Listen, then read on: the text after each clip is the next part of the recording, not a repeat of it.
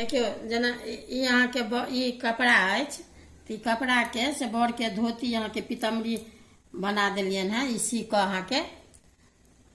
तऽ ई आब अहाँके पहिराबै छियनि।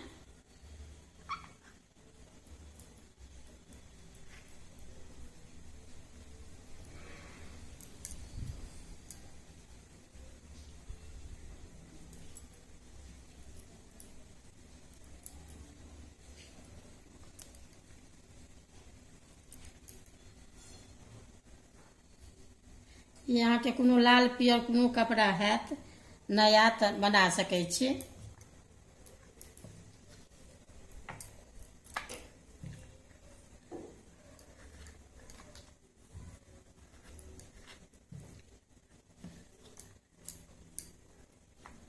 देखियो अब ई पहिरा देलियनि धोती हुनकर छियनि बड़के।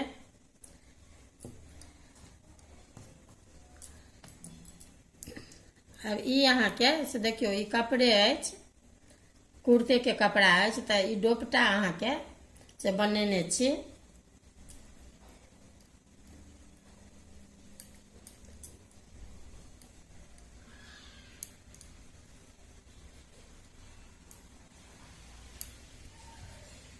बड़के दोपट्टा रहै छ, ई अहाँके दोपट्टा बनि अहाँके भऽ गेलनि, सबटा भइए गेल। आब एगो सिकड़ी पहिरा दै छियनि बड़के।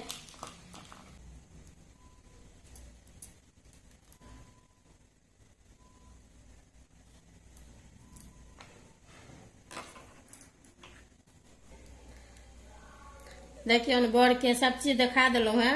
आ बड़ो बनि कऽ अहाँके तैयार भऽ गेलखिन, आ कनियो तैयार छथिन। तऽ अहाँके कनियाँके हैया देखियौ बड़ कनियाँ दुनू बनि कऽ तैयार कऽ देलहुँ, देखाइए देलहुँ हेँ, सभटा कहबे केलहुँ हेँ। तऽ जेनाकि अपना सबके बरसाइतमे बड़ कनियाँ बना कऽ अहिना गुड्डा गुड्डी बियाह होइ छनि बड़ गाछ तर, तऽ ई बनि कऽ तैयार भऽ गेल। आब अहाँके जेना बोहनीमे अहाँके बड़ बनै छै तऽ से आब देखायब। तऽ ई दुनू बनि कऽ तैयार भऽ गेल बड़ कनियाँ।